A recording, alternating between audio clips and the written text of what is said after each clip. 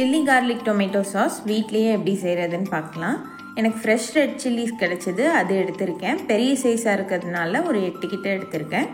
உரிச்ச 20 பல் பூண்டு, நல்லா பழுத்து ரெட்டிஷாக இருக்கிற மீடியம் சைஸ் தக்காளி 6 எடுத்திருக்கேன்.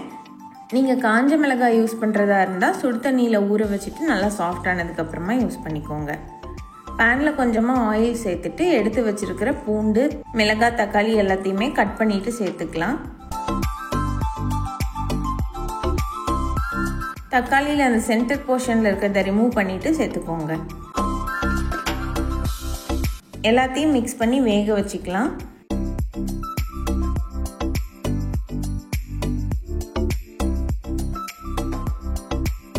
ஃப்ளேவருக்காக ஒரு சின்ன பீஸ் பட்டை, 2 கிராம்பு சேர்த்துக்கிறேன். இப்போ 1/4 table spoon salt, 1/4 table spoon sugar சேர்த்துக்கிறேன் டேஸ்ட் பேலன்ஸ் பண்ணுறதுக்காக.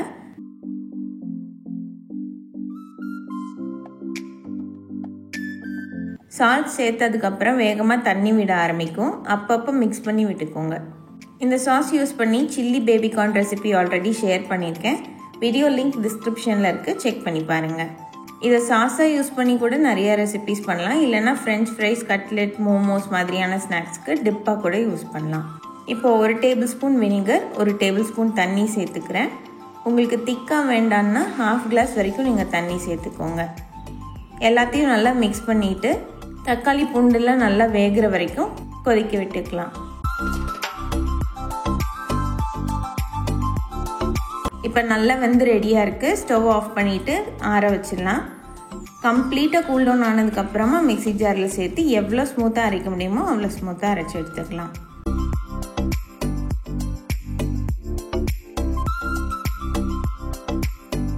அரைச்சி எடுத்துகிட்டு இருந்தாச்சு. இப்படியே கூட யூஸ் பண்ணலாம். ஆனால் நல்லா ஸ்மூத்தான டெக்ஸ்டர் வேணும்னா வடிகட்டி எடுத்துக்கலாம்.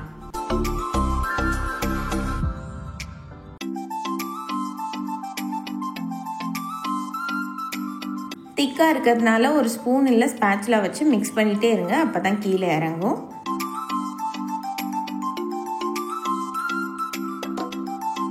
உங்களுக்கு வினிகர் ஆட் பண்ண விருப்பம் இல்லைன்னா சாஸ் செஞ்சு முடிச்சுட்டு கடைசி ஸ்டெப்பாக நீங்கள் லெமன் ஜூஸ் ஆட் பண்ணிக்கலாம்.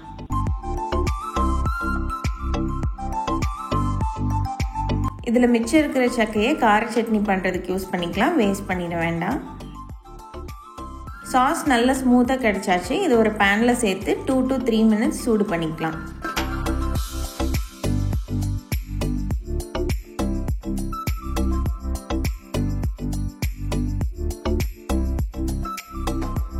கரெக்டான கன்சிஸ்டன்சி வந்ததும் ஸ்டவ் ஆஃப் பண்ணிக்கோங்க.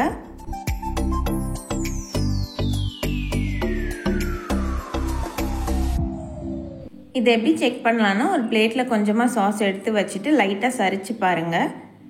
இந்த மாதிரி இருக்கணும். அதுலேருந்து தண்ணி மட்டும் தனியாக பிரிஞ்சு ஓடக்கூடாது. இல்லைன்னா இந்த மாதிரி ஒரு கோடு போட்டு பாருங்கள். இப்படி நடுவில் கேப் விழணும். அப்படின்னா சாஸ் ரெடி ஆயிடுச்சு. இதை க்ளீனாக ட்ரையாக இருக்கிற கண்டெய்னருக்கு மாற்றி ஃப்ரிட்ஜில் வச்சுக்கோங்க. 1.5 மாதம் வரைக்கும் நல்லா ஃப்ரெஷ்ஷாக இருக்கும். இதை வச்சு ஃப்ரைட் ரைஸ், நூடுல்ஸ், மஞ்சூரியன் மாதிரி என்னன்னாலும் டிஷ்ஷஸ் பண்ணலாம். ட்ரை பண்ணிவிட்டு உங்களோட ஃபீட்பேக் காமெண்ட்ஸில் ஷேர் பண்ணுங்கள். வீடியோ பிடிச்சிருந்தா சேனலுக்கு சப்ஸ்கிரைப் பண்ணிவிட்டு உங்கள் ஃப்ரெண்ட்ஸ் அண்ட் ஃபேமிலிக்கும் ஷேர் பண்ணுங்கள்.